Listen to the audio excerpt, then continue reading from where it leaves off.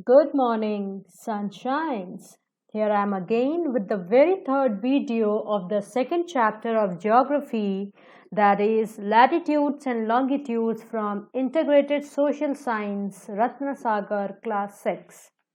So, in the last video, we have discussed about the parallels or the lines of latitudes. Along with it, we discussed the important parallels, that is North Pole 90° north, Arctic Circle 66.5° north, Tropic of Cancer 23.5° north, Equator 0° latitude, Tropic of Cancer 23.5° south, Antarctic Circle 66.5° south, and South Pole at 90° south, isn't it?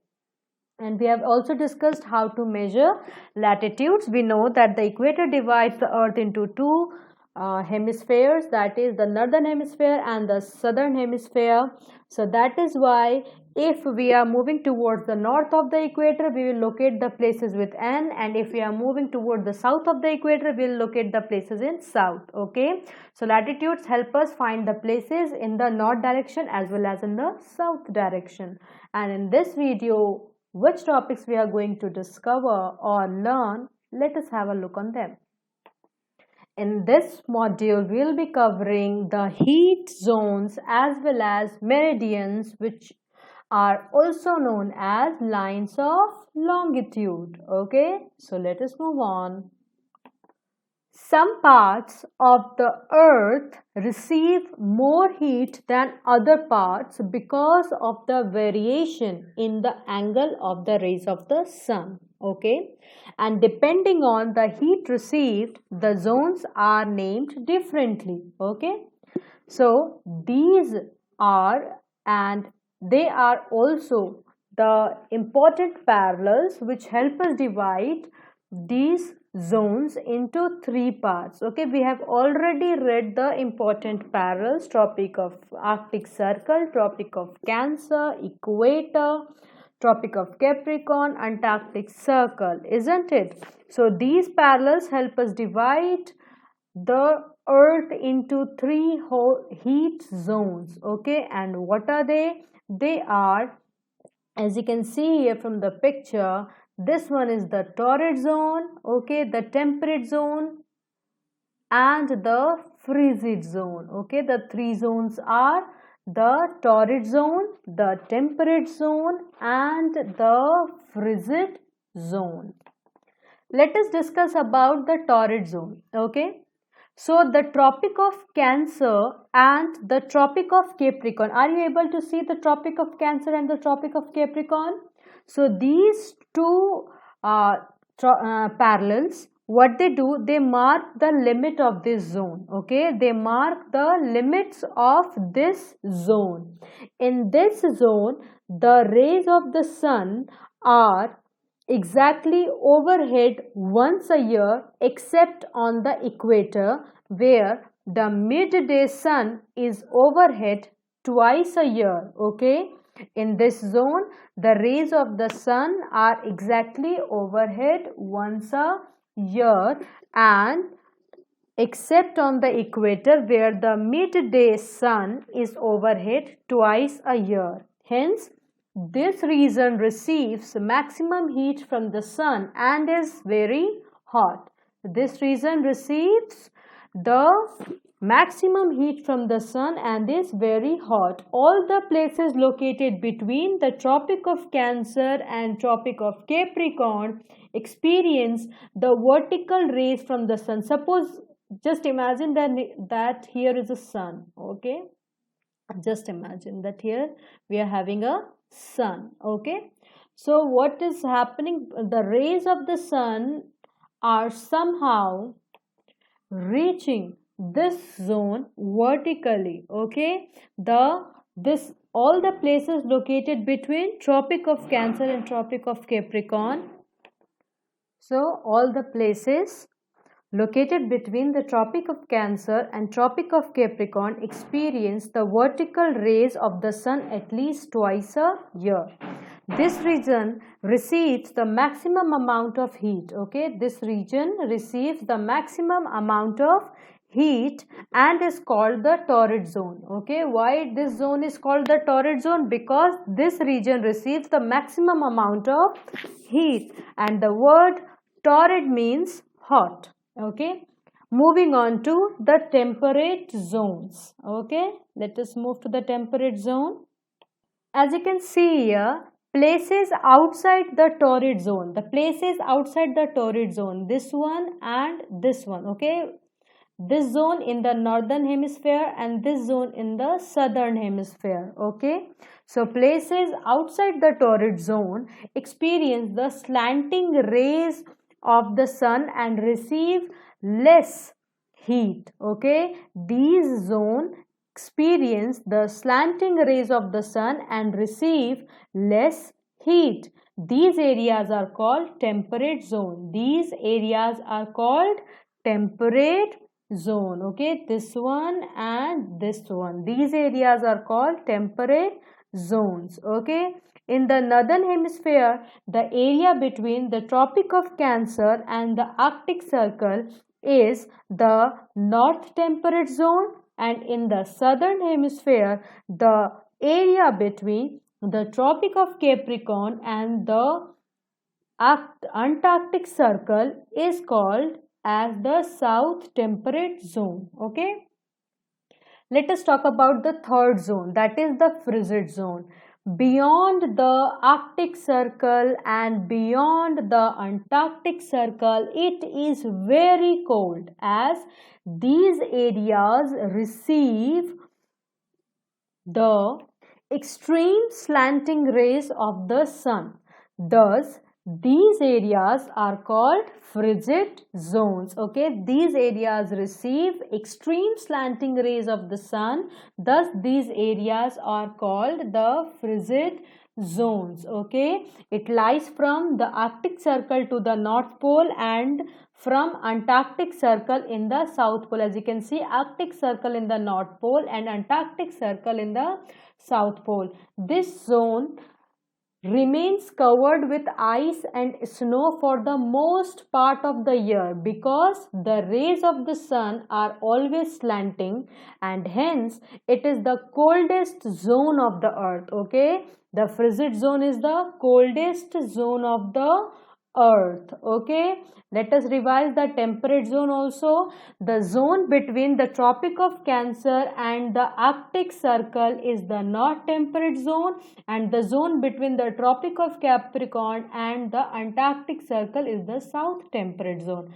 The sun rays in both these zones are never directly overhead. The angle of the sun rays decreases as we go towards the pole. Okay, and that is why these zones are neither very hot nor very cold. They have a moderate temperature. Okay, let us move on to the next slide where I have explained this one.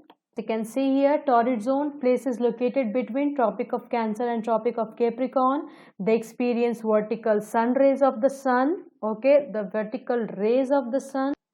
Vertical rays of the sun at least twice a year. This region receives the maximum amount of heat and is called the torrid zone. The word torrid means hot. Moving on to the temperate zone. In the northern hemisphere, the area between the Tropic of Cancer and the Arctic Circle is known as North Temperate Zone. In southern hemisphere, the area between the Tropic of Capricorn and Antarctic Circle is known as the South Temperate Zone. Places outside the torrid zone, these places are outside the torrid zone and they experience slanting rays of the sun and receive less heat. These areas are called temperate zones. Okay, moving on to the frigid zones, places located beyond the Arctic Circle in the North Pole and beyond the Antarctic Circle in the South Pole. Okay, North frigid zone lies between the Arctic Circle and the North Pole. South frigid zone lies between the Antarctic Circle and the South Pole. This zone is very cold as these areas receive extremely slanting rays of the sun. Thus, these areas are called frigid zones. Now, I will be moving to the meridians or longitudes. We have already discussed about the meridians in brief. Okay, let us discuss them in detail. The set of lines joining the North Pole and the South Pole are called meridians or the lines of longitude. Okay. In 1884, so the equator is used as the line of reference for locating places in the north and south directions. We need another line or point as a reference for locating places in the east and west directions, isn't it? We can draw a set of lines joining the north pole and the south pole. These lines are called meridians or the longitudes. In 1884, some countries mutually agreed to fix Greenwich, a place few kilometers east of London in United Kingdoms, as the starting point for the meridians. As you can see in the figure, this is quite evident. This is the prime meridian, okay, and the meridian which passes through the Greenwich was taken as the prime meridian. Okay, what is prime meridian? The meridian which passes through the Greenwich is taken as prime meridian. Okay, the distance of the place east or west, the distance of the place east or west of the prime meridian is measured in angles, as you can see here. Okay, is measured as an angle. We'll be discussing about how to measure these things. Okay, how to measure places, longitudes. The meridian which passes through Greenwich, okay, was taken as prime meridian. The length of all meridians are same, as each one is a semicircle. Okay, each one is a semicircle, and any two opposite meridians when taken together form a complete circle, which is a great circle. The maximum distance between two meridians is at the equator, which is about 111 kilometer for 1 degree of longitude. Okay, 111 kilometer for 1 degree of longitude. Okay, the distance between any two meridians decreases as we go away from the equator. Okay, as we go away from the equator towards the poles. Here you can see the distance is greater between the prime meridian and the other meridian. Okay, but when we move from this equatorial part to the polar part, we'll see that the distance between the meridians start decreasing. Okay, all the meridians meet at the poles. East of the prime meridian up to 180 degree east is the eastern hemisphere, whereas west of the prime meridian up to 180 degree west is the western hemisphere. Okay, so east of the prime meridian up to 180 degree east is the eastern hemisphere, whereas west of the prime meridian up to 180 degree west is the western hemisphere.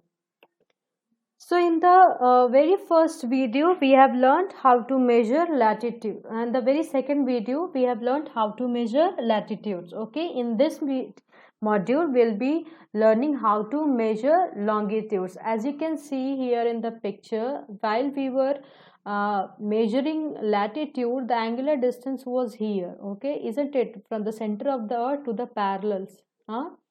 So here you can see that because the longitudes are the vertical lines, the angular distance is here, okay, between the longitudes and the center of the earth.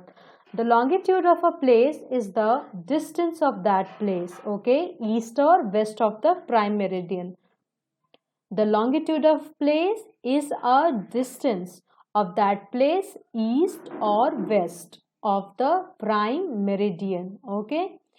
Okay, so you can see here I have used the symbol showing you whether it is the east direction and where is the, wait a minute.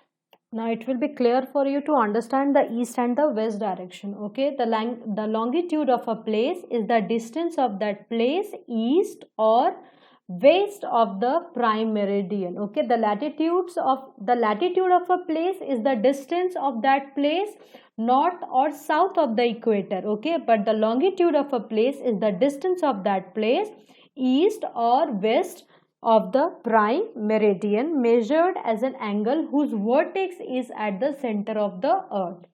The longitude of a place is always expressed in degrees. Okay, the longitude of a place is always expressed in degrees. The prime meridian is at the starting meridian is, we take prime meridian as the starting meridian and is marked as 0 degree longitude. Okay, so there are 180 meridians to the east of the prime meridian and 180 towards the west of the prime meridians, and these are written as 0 degree to 180 degree east and 0 degree to 180 degree west in the same line. And thus the total number of meridians on the globe are 360. What are the total number of meridians? 360. Okay, so longitudes help us find a place to the east and west of the prime meridian. Okay, and the latitude help us find the place to the north and south of the equator. Okay, so this is all for today. We have discussed that what are the heat zones, how we can measure longitudes. Okay, so in the very next module we'll be coming with the next topics, that is locating places on the globe, longitude and time, and the other topics as well. Okay, till then have a nice day and do see the video continuously 3 to 4 times or 5 times for your own understanding, because watching them again and again will help you learn and attain something. Okay, now you guys have already got the book, so do watch the video then read the book. Okay, because this will give you a clear picture of the videos. Okay, till then have a nice day. Thank you.